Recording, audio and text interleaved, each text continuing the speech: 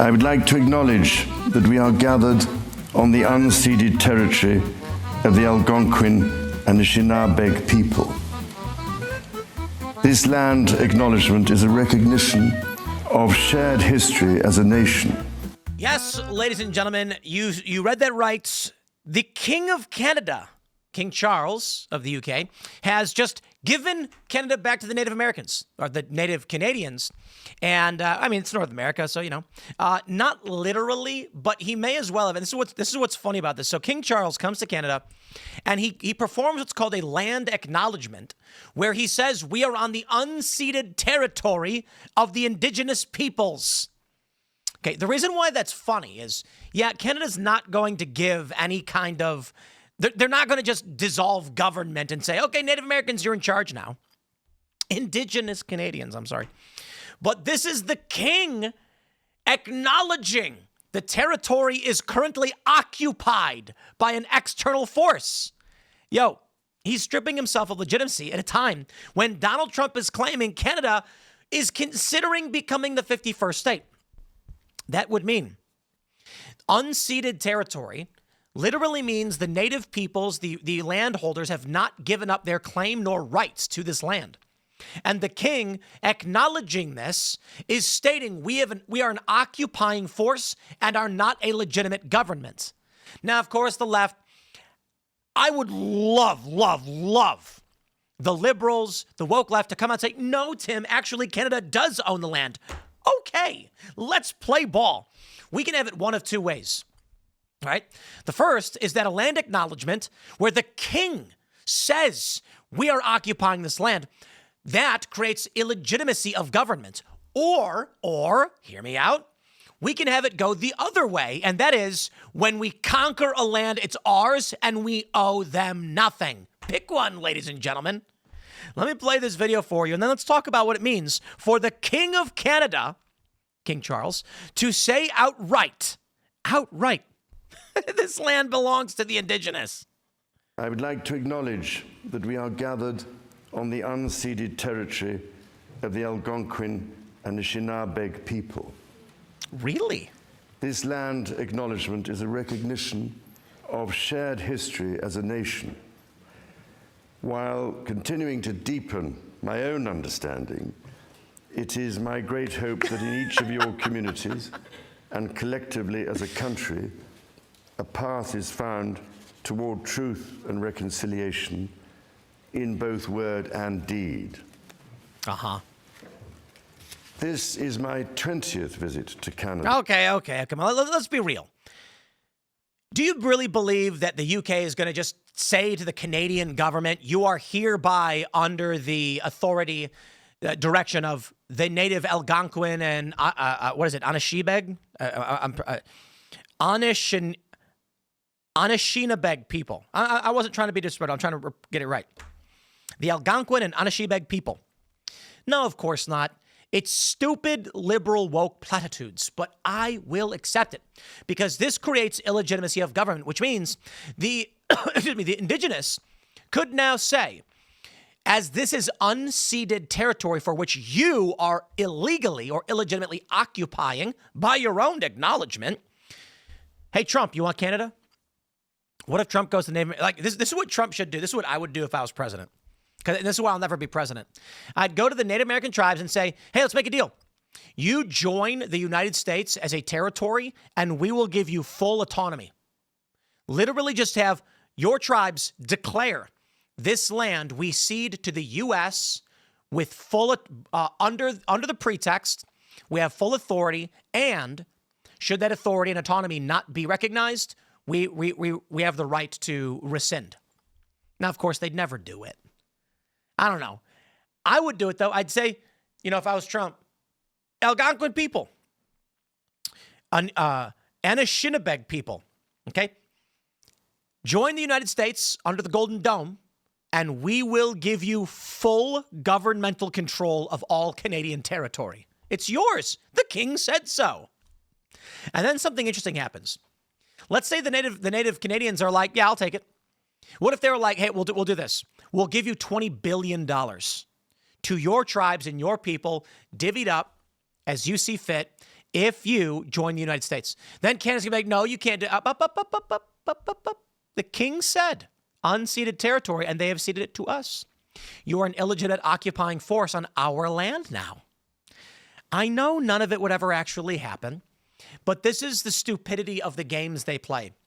We know Canada does not literally intend to give the land back. They're just playing stupid games.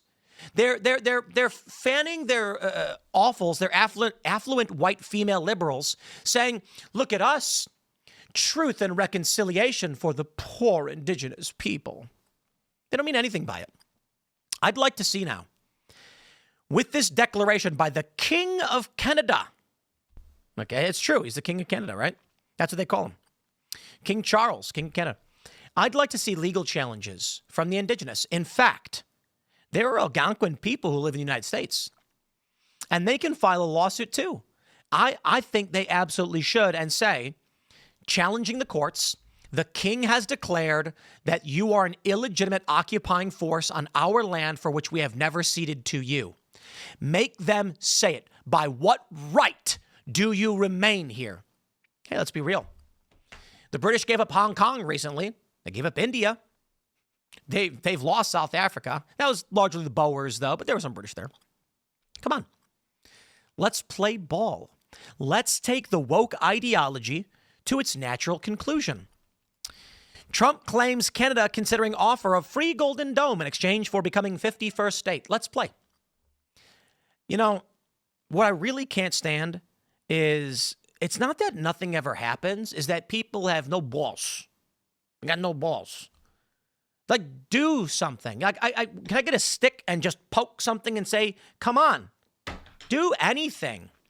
And don't get me wrong, it's been a chaotic political decade. You know, I think the young people, who like 25-year-olds today, they were teenagers during the beginning of the Trump era. And so they weren't really active in politics. And then when they get into their 20s, this is the normal state of politics, which is chaos and insanity, don't get me wrong. But my point is largely like, you know, Trump does things. He's a bit of a wild guy. I can respect that. King Charles saying that Canada is actually Native Americans. They've never ceded it, plus there's no treaties. The natives should file a petition to the UN and say we want our land back. The king said it. Come on. That's some kind of precedent, right?